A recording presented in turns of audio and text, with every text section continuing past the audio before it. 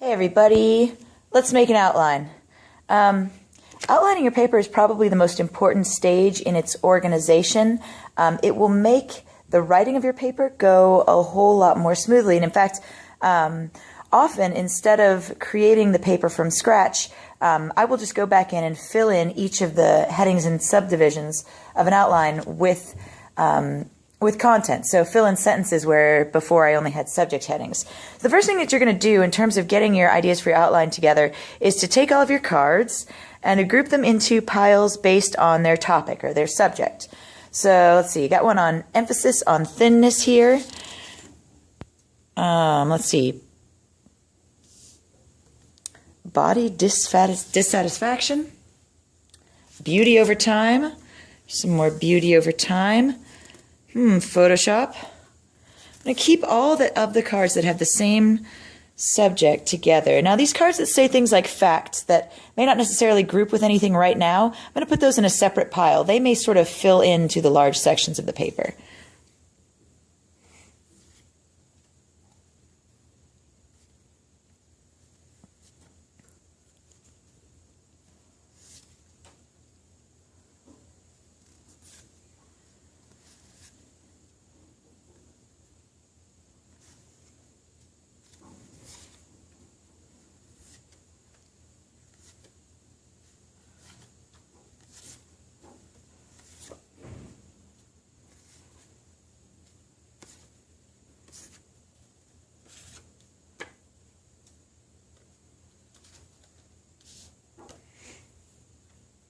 Okay, so it looks like I've got body dissatisfaction, emphasis on thinness, beauty over time, emphasis on appearance, and then a section on Photoshop.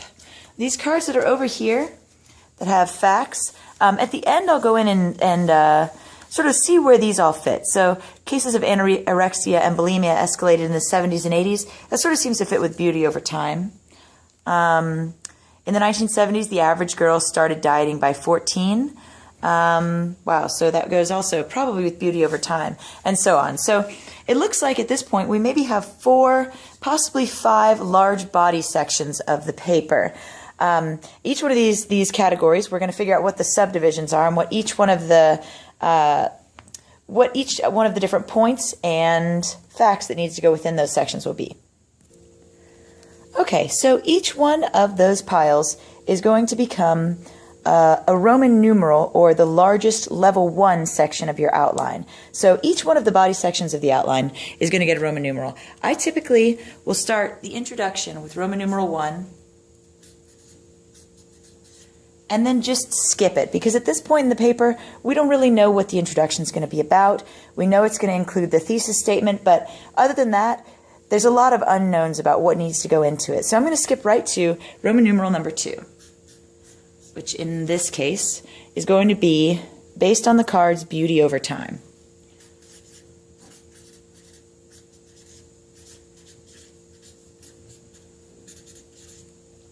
So there's going to be a few different subdivisions of beauty over time. I'm going to have a section for beauty in the 1950s.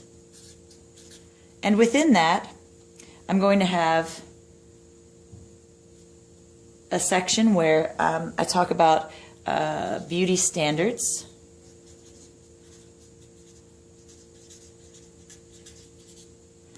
I'm going to have a section where I talk about diet standards.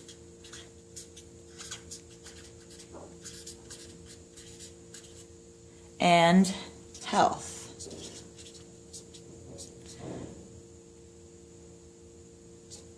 Oops.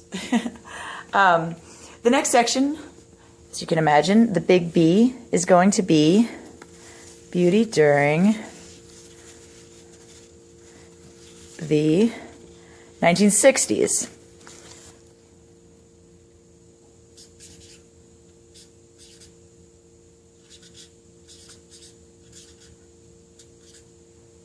Oh.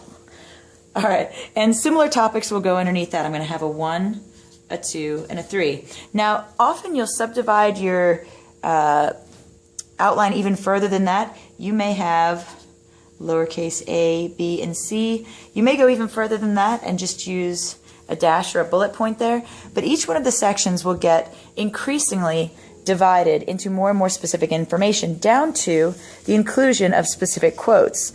So if you go ahead at this point and write in, if you have, let's see, sex symbols of the 1950s, known for their long legs and their busty hourglass figures, we know we're going to be using that one in this section on the 1950s. You may go ahead and write that in, write out the entire quote along with the citation there, so that you'll always know where you got that information and where to refer to.